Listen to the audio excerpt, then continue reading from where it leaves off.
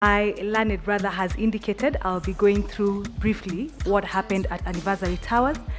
Just to add that, my lady, we have already seen the gaps from what my brother Mr. Njomo has said. The breaches, the illegalities, and the gaps that were there in the collection, the tallying of the numbers. My lady, what we have been told by the first and second respondents, as you will see it happening even as we went to Anniversary Towers, is the attitude of get over it, it's over.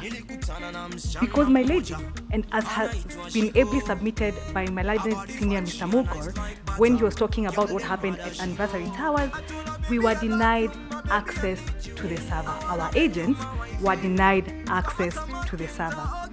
My lady, and honorable members of the court, when you retire, you will see at page 8 of the report, item number 4, that they said the best they could do was to give us a clone image of the server.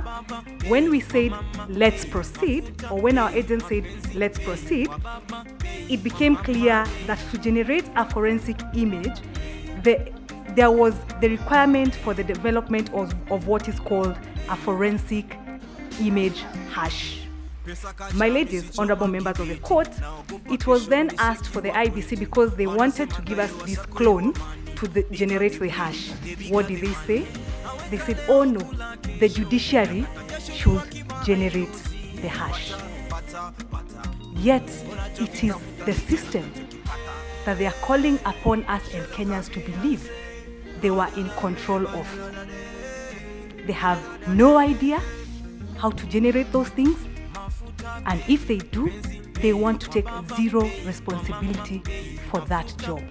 And that is why, contrary to the requirements of the Constitution, the IEBC abrogated their duty to conduct the IT component of the election and gave it entirely to Smartmatic. And that is why Smartmatic wrote a letter further to the directions of this court, that letter was served upon our firm yesterday. And the letter is dated 31st August on the right. And this letter should be before this court because it is addressed to the registrar. So I expect Judge, honorable members of this court, that it's before you. Clearly, it shows it is from Amsterdam. And it says that they will not give us access to the servers because it infringes on their intellectual property. What Mr. Macharia called today, the question of what happens to our data. We cannot even verify the election, contrary to the requirements of the Constitution that it should be verifiable. When the Honorable Court gives orders for scrutiny, Smartmatic says they cannot give us that access. We have set it out. It's set out in the report that has been placed before this court, and the letter is there to confirm. What they then go ahead and do is to amend the orders of this court. And my ladies will see when you read that letter that they say that instead they would like to recommend that the IEBC makes available, and they say the documents that they want IEBC to give us, including some system logs, which, as Mr. Murgor has indicated, not all those system logs were provided anyway. And the ones that were provided, we saw who had access.